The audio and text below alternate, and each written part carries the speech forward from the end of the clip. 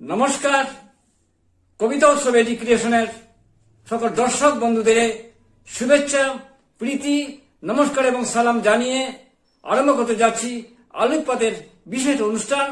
এই অনুষ্ঠান আমরা আমন্ত্রণ জানিয়েছি বরাক উপত্যকার উল্লেখযোগ্য ব্যক্তিত্ব বিশিষ্ট কবি সুশান্তমোহন চট্টোপাধ্যায়কে। তিনি সম্প্রতি আমন্ত্রিত গিয়েছিলেন থিঙ্কার্স অ্যান্ড রাইটার্স পিস মিটের ত্রিশ্রুতা সাহিত্য সংস্কৃতি প্রবাহ এবং অন্য একটি সংগঠনের সহযোগিতায় যে অনুষ্ঠান হয়েছিল, সেই অনুষ্ঠানে আমন্ত্রিত অতিথি হয়েছিলেন, তিনি পুরস্কৃত হয়েছিলেন। তার এই শুভ কাজের জন্য তাকে আমরা স্বাগত জানাচ্ছি, তাকে আমরা অভিনন্দন জানাচ্ছি, তাকে আমরা উত্তরীয় তাকে আমরা সম্মান জানাচ্ছি কবিতা উৎসব এডি ক্রিয়েশনের পক্ষ থেকে। এবং তিনি ইতিমধ্যে তার অনেকগুলো কাজ তিনি করেছেন। কালীয় কলমে লিখেছেন, কবিতার প্রজাপতি গ্রন্থ লিখেছেন, 21-এর গাথা লিখেছেন, ভাবনা অন্তরা লিখেছেন গদ্য গ্রন্থ, এবং অন্যান্য আরো কাজ রয়েছে। তিনি নাট্যগ্রন্থ লিখেছেন এবং উল্লেখযোগ্য যেটি কাজ করে যাচ্ছেন, 12 বছর থেকে ঐতিহ্যশালী আসামের হাইলাকান্দি রবীন্দ্রমেলার স্মরণিকা সম্পাদনা করে যাচ্ছেন। সেই গুণী কৃতি বহু গুণে গুণান্বিত যে ব্যক্তিত্ব কবি সুশান্তমোহন চট্টোপাধ্যায়কে তার এই পুরস্কার প্রাপক হিসাবে এবং তার কিছু কথা এবং তিনি কিভাবে গিয়েছিলেন ডুয়ার্সে, তার কিছু কথা আমরা শুনতে চাই, সেই সঙ্গে আমরা তার কবিতা শুনতে চাই। আমি সুশান্তমোহন চট্টোপাধ্যায়কে আমন্ত্রণ জানাচ্ছি কিছু কথা বলার জন্য। নমস্কার। আমি প্রথমেই কবিতা উৎসব এডি ক্রিয়েশনের স্রষ্টা আমার অগ্রজ দাদা শ্রীযুক্ত আশুতোষ দাস মহাশয়কে আমার কৃতজ্ঞতা জানাচ্ছি আমাকে আমন্ত্রণ জানানোর জন্য। এডি ক্রিয়েশনের সমস্ত শ্রোতা দর্শকদেরকেও আমার শুভেচ্ছা এবং শুভকামনা জানাচ্ছি। আজকে আমি কবি আশুতোষ দাসের আমন্ত্রণে এখানে এসেছি। আমি গত 5 তারিখে, জানুয়ারির 5 তারিখে আমাদের পরিবার ত্রিশ্রুতা সাহিত্য সংস্কৃতি প্রবাহ, যেটা মূলত উত্তরবঙ্গের শিলিগুড়িতে অবস্থিত, সেখান থেকে আমন্ত্রণ পেয়েছিলাম international thinkers and writers peace মিটে, যার সাথে জড়িত ছিল একটি সংগঠন যেটি আন্তঃরাষ্ট্রীয়ভাবে যুক্ত, সেটি হলো international society for intercultural studies and research, সংক্ষেপে ISISAR, এবং তাদের সাথে সহযোগিতা ছিল association for conservation and tourism of West Bengal department. তো সেখানে আমরা 5 তারিখে এখান থেকে আমি হাইলাকান্দি থেকে রওনা হই। আমার সাথে ছিলেন কাছাড় জেলার শিলচরের শ্রীমতী পুরবীনাথ। আমরা দুইজন গিয়ে সেখানে পরদিন সকাল 6টায় পৌঁছই সেই নিউ জলপাইগুড়িতে। তো সেখানে আমাদের ত্রিশ্রুতা পরিবারের মিষ্টুদেব ডলি দিদি গাড়ি নিয়ে ওনার সঙ্গে ছোট্ট নাতনি সহ উপস্থিত ছিলেন ভোরবেলা। তিনি সেখান থেকে আমাদের গাড়ি করে নিয়ে রওনা দেন।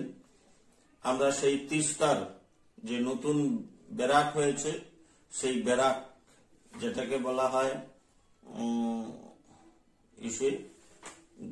গজলডোবা, সেই গজলডোবা হয়ে আমরা জঙ্গলের ভিতরে চলে যাই ডুয়ার্সে, যে জায়গাটির নাম হলো লাটাগুড়ি। সেখানে চতুর্দিকে জঙ্গল, এবং ওয়েস্ট বেঙ্গল সরকার সেখানে একটি পর্যটন বিভাগের জন্য নতুনভাবে কিছু এই কাজ করে যাচ্ছে, এবং সেখানে অনেকগুলো হোটেল কাম রেস্তোরাঁ টাইপ থাকার জায়গা আছে, যেগুলোতে আমাদের একটা নাম ছিল ইউনিক ইন রিসোর্ট। সেই রিসোর্টে আমরা অবস্থান করি। 6 তারিখ 7 তারিখ 2 দিন সেইখানে অনুষ্ঠান হয়। 6 তারিখ সকাল 10টায় অনুষ্ঠান শুরু হয়েছিল। সেখানে উপস্থিত ছিলেন নেপাল, ভুটান, বাংলাদেশ সহ ভারতবর্ষের বিভিন্ন রাজ্য থেকে আগত প্রতিনিধিরা। আসাম থেকে ছিলাম আমরা 2 জন। প্রথমে প্রদীপ প্রজ্বলনের মাধ্যমে অনুষ্ঠানের সূচনা হয়, তারপর বহুভাষিক আলোচনা হয় মূল বিষয় ছিল যে কিভাবে কলমি শক্তি দিয়ে পর্যবেক্ষণ বা আমাদের পরিবেশকে রক্ষা করা যায়। ট্যুরিজম ডিপার্টমেন্ট থেকে এসেছিলেন সিএম অফিসের, পশ্চিমবঙ্গের সিএম অফিসের বেশ কয়েকজন আধিকারিক, ওনারাও ছিলেন এবং সেখানে এইসব আলোচনার মধ্যে সারাটা দিন কেটে যায়। বিকালে শুরু হয় কবিতা পাঠের আসর এবং সাংস্কৃতিক অনুষ্ঠান। 7 তারিখ সকালবেলা আবার সেই কবিতা পাঠ দিয়ে অনুষ্ঠান শুরু হয়। আমাকে বিশেষ করে আমন্ত্রণ জানানো হয়েছিল আমাদের বরাক উপত্যকার বাংলা ভাষা শহীদদের নিয়ে বা শহীদ যে ঘটনাগুলো ঘটেছে সেগুলো নিয়ে আলোচনা করার জন্য। আমি তাদের সম্মুখে আমাদের এই বরাক উপত্যকার 1961-র 19 মে, 72-এর সেই 5 আগস্ট, 86-র 21শে জুলাই এবং 1996 সুদেষ্ণা সিংহের আত্মত্যাগের কথা তুলে ধরি। সেখানে হল ঠাসা দর্শক ছিলেন, প্রত্যেকে এই কথা শুনে অত্যন্ত দুঃখ প্রকাশ করেন এবং সেই সভাস্থল থেকে আসাম সরকারের নিকট একটি আবেদন জানানো হয় যাতে আসামে আমাদের বাংলা ভাষা তথা অন্যান্য যারা সংখ্যালঘু মাতৃভাষা গোষ্ঠী আছে তাদেরকে যেন সুরক্ষা প্রদান করে আসাম সরকার নিশ্চিত নিরাপত্তা দিয়ে আমাদেরকে এই বাংলা ভাষা চর্চার কাজে এগিয়ে নিয়ে যান। তারপর সেখানে বেশ কিছু খাওয়া দাওয়া হয়। পাশাপাশি ওই 7 তারিখেই আমাকে একটি বিশেষ সম্মাননা দেওয়া হয়। বিশেষ সম্মাননা দেওয়া হয়, এই দেখুন এখানে সার্টিফিকেট আছে। সেই সার্টিফিকেটে যারা সই করেছেন, একটা আছে ত্রিশ্রুতা সাহিত্য সংস্কৃতি প্রবাহের ভাইস প্রেসিডেন্ট সুব্রত দত্ত, আরেকজন আছেন এসিটির জয়েন্ট কোঅর্ডিনেটর গীতালি লাহিড়ী, আছেন ইউএস এর ISSIR এর ডক্টর শান্তিনাথ চট্টোপাধ্যায়, আরেকজন আছেন ইউএস থেকে পেট্রন ISISAR এর প্রেসিডেন্ট গ্লেন টি মার্টিন, আছেন চিফ অ্যাডভাইজার বিপ্লব মাঝি, তারপর ছিলেন হায়দ্রাবাদ থেকে ISISAR literary coordinator and cultural convener Padmaja Ayyangar Naidu. এই সার্টিফিকেটের সাথে আমাকে একটি স্মারকও তুলে দেওয়া হয়, সেই স্মারকটিও আপনাদেরকে দেখাচ্ছি। তারপরে সেখানে আমাদের ত্রিশ্রুতা সাহিত্য সংস্কৃতি প্রবাহের একটি মুখপত্র সেখানে প্রকাশিত হয় যেটির নাম ত্রিশ্রুতা। সেখানে আমারও একটি কবিতা স্থান পেয়েছে এবং এই করেই আমরা 2 দিন সেখানে খুব আনন্দে কাটিয়ে এসেছি।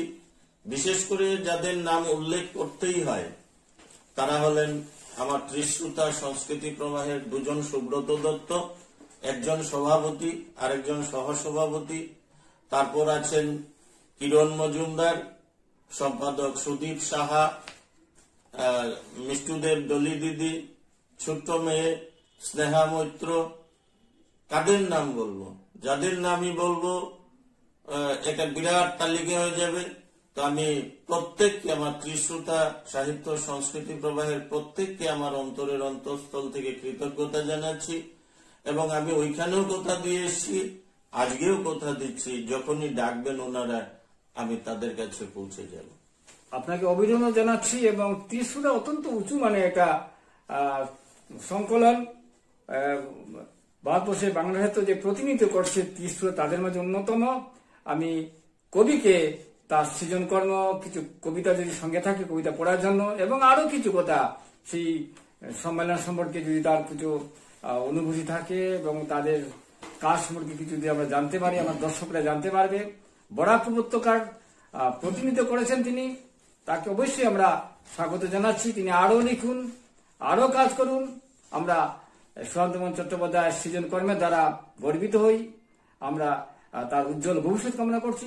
সেই সঙ্গে তিনি তার কবিতা পড়ুন, আমরা শুনি।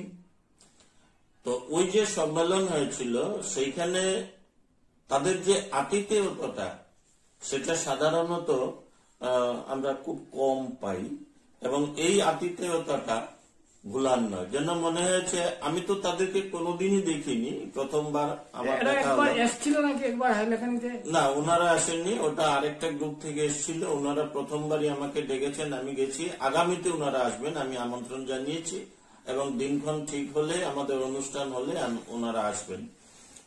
তো ওদের যে আতিথেয়তাটা, কখনো মনে হয়নি যে আমি বরাক উপত্যকা থেকে ওই জায়গায় গেছি। ওনারা এত বেশি আপন করে আমাকে রেখেছেন, এবং প্রতি পদে যাতে আমার কোনো অসুবিধা না হয় সেদিকে দৃষ্টি রেখেছেন। এবং আমার সাথে যিনি ছিলেন পুরবীনাথ দিদি, উনিও সবসময় আমাকে ওনার ছোট ভাইকে যেভাবে দেখবেন ঠিক সেইভাবেই আমাকে, আমার যাতে অসুবিধা না হয়, কারণ আমি শারীরিকভাবে কিছু অসুস্থ, তাই আমার সময় সময় ঔষধ নিতে হয়। সমস্ত দিক কিন্তু ওই পুরবিদি এবং ওনার স্বামী আশিস কুমার নাথ খেয়াল রেখেছেন। তো ওই সম্মেলনে সবচেয়ে বড় পাওনা যেটা, সেটা হলো ওইখানকার পরিবেশ।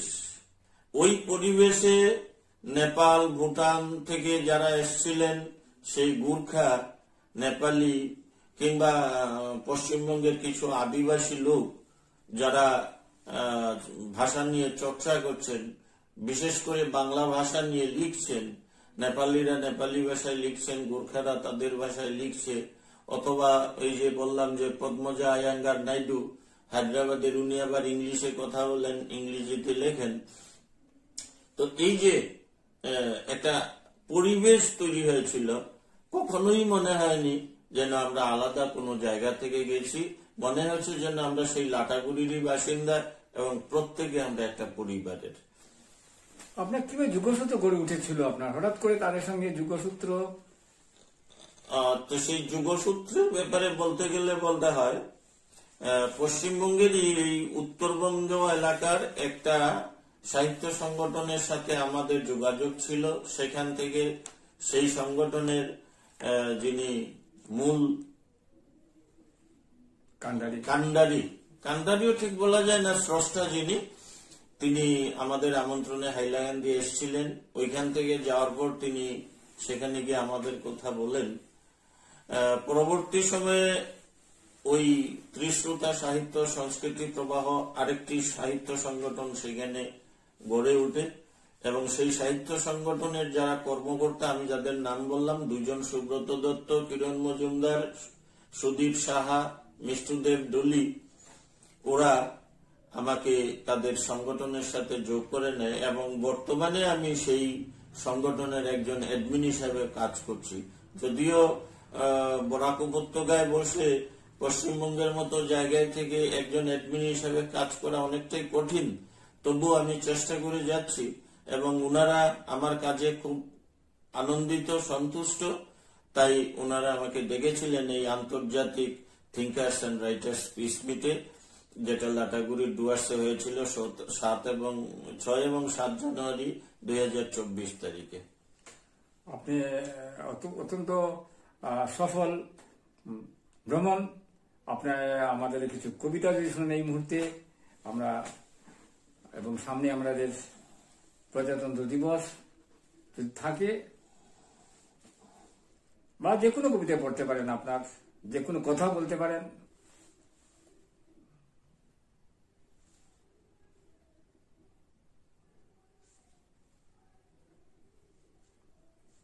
এখন ইন্টারনেটের যুগে আমরা সব এক হয়ে গেছি, সব দূর নয়, আমরা যোগাযোগ ব্যবস্থা অত্যন্ত কাছাকাছি নিয়ে এসছে মাধ্যম। আসলে মানে আমরা এক সময় জানতাম যে মোবাইল ব্যবহারটা খারাপ, তো এটা ঠিক সেই রকমই কথা বলা যায় যে বিজ্ঞান আশীর্বাদ না অভিশাপ। তো মোবাইলের দৌলতেই আমরা বিভিন্ন জায়গায় যোগাযোগ হয়ে যাচ্ছে, এবং সেই যোগাযোগের সূত্র ধরেই আমার এই পশ্চিমবঙ্গের লাটাগুড়িতে ভ্রমণ, এই সম্মাননা প্রাপ্তি সবগুলোই ওই মোবাইলের দৌলতেই হয়েছে। তো আপনি যখন বলছেন কবিতা পড়ার জন্য, আমি প্রজাতন্ত্র দিবস বা গণতন্ত্র দিবস নিয়ে আমার কবিতা এখনো লেখা হয়নি, হয়তো আগামীতে হবে। যে কোনো কবিতা পড়ে নিন, আপনার এটা কোনো বাধ্যবাধকতা নেই, পড়তে পারেন। সমস্ত সৃজনকর্মী আমরা সদ্য আমরা পেরিয়ে এলাম 12 জানুয়ারি, স্বামী বিবেকানন্দের জন্মদিন গেল। তো সেই বিবেকানন্দকে নিয়ে শব্দ লেখা আমার একটি কবিতা পড়ছি। প্রত্যয়ের পাহাড় চূড়াতে যৌবনের দৃপ্ত অগ্নিশিখায় তুমি হেঁটে বেরিয়েছ সর্বদা মানব হৃদয়কে করতে জয়। আমেরিকার বিশ্ব ধর্ম সম্মেলনে তুমি করলে প্রচার বসুধৈব কুটুম্বকম। হে বীর সন্ন্যাসী স্বামী বিবেকানন্দ, জীবে প্রেমই ছিল তোমার আনন্দ। যুব সম্প্রদায়কে তুমি উদ্দীপ্ত করতে করেছ শ্রম, রেখে গেছ কত নিদর্শন। বিশ্ববাসী আর শ্রদ্ধাবনত চিত্তে করছে তোমার দেখানো পথ অনুসরণ। মানুষের মাঝে ভেদাভেদের জঞ্জাল মুছে দিতে বললে ব্রাহ্মণ শূদ্র চণ্ডাল। মুচি মেতর সব সম্প্রদায় আমার ভাই, অতুলনীয় উপমা যে ভারতেই খুঁজে পাই। জহুরির ন্যায় পরীক্ষা করে বিশ্বাসের তরিতে করতে ভর। পরমহংস শ্রীরামকৃষ্ণের স্নেহধন্য শিষ্য, মানব সেবায় ছিলে তুমি সদা তৎপর। রামকৃষ্ণ মিশন বেলুর মঠ সৃজনে রয়েছে তোমার কত অবদান। পৃথিবীময় ছড়িয়ে আছে মহিমা তার, রেখে গেছে প্রত্যক্ষ তার প্রমাণ। আজ তোমার শুভ জন্মদিনে যুব দিবস বলে খ্যাত ভুবনে, হে মহান যুব পুরুষ বীর বিজয়ী সন্ন্যাসী, শতকোটি প্রণাম জানাই তব শ্রীচরণ। অত্যন্ত সমৃদ্ধ কবিতাটি, অত ভালো কবিতাটি অবশ্যই বিবেকানন্দ কথা আমাদের উচ্চারণ করতে হবে।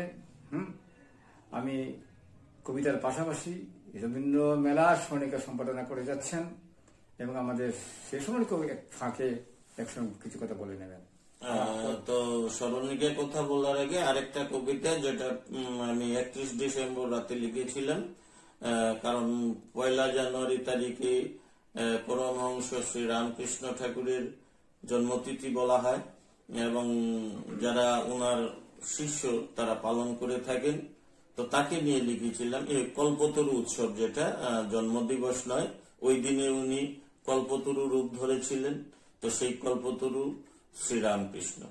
মারাত্মক মারণ বেধি গলায় তখন, কিছুতেই কমবার নেই কোনো লক্ষণ। কাশীপুর উদ্যান বাটিতে ঠাকুরের অবস্থান সেই ক্ষণ, গৃহ শিষ্য সমবিব্যবহারে ঠাকুর ছিলেন অনুক্ষণ। দিনটি ছিল 1886 1 জানুয়ারি। গিরিশের শোনে ঠাকুর করছেন পায়চারি। জিজ্ঞাসেন তিনি, আমাকে কেমন মনে হয় তোদের? গিরিশ বলেন, ঠাকুর তুমি অবতার ঈশ্বরের। খুশি হয়ে ঠাকুর তখন ভাব সমাধিতে যান, চৈতন্য হোক তোদের বলে করেন বরদান। যত শিষ্য সে সময় ছিলেন ঠাকুরের পাশে, ঠাকুর একে একে দিলেন ছুঁয়ে পবিত্র পরশে। অপূর্ব আধ্যাত্মিক আবেশে সবার মন ভরে যায়, স্মরণীয় সেই দিনটি ইতিহাস রেখেছে ধরে। রামকৃষ্ণ দত্ত নামে এক ভক্ত ছিলেন, কল্পতরু দিবস নাম তিনি রাখিলেন। পুণ্যময় সেই দিনটি আজও স্বমহিমায় আছে উজ্জ্বল, বন্দিনী অবতার বরিষ্ঠ ঠাকুরের শ্রীচরণ কমল যুগল। তো ওই ঠাকুরের কল্পতরু হওয়ার যে দিনটি, সেই দিনকে স্মরণ করেই আমার এই লেখাটা ছিল। তো এখন আসছি আমি স্মরণিকার কথায়। স্মরণিকার যিনি আহ্বায়ক ছিলেন আমার পূর্বে শ্রীমতী নন্দা চৌধুরী, আমাদের অধ্যাপক অরবিন্দ চৌধুরীর স্ত্রী। উনি যখন বেশ অসুস্থ হয়ে যান তখন সেই দায়িত্ব এসে পড়ে আমার কাঁধে।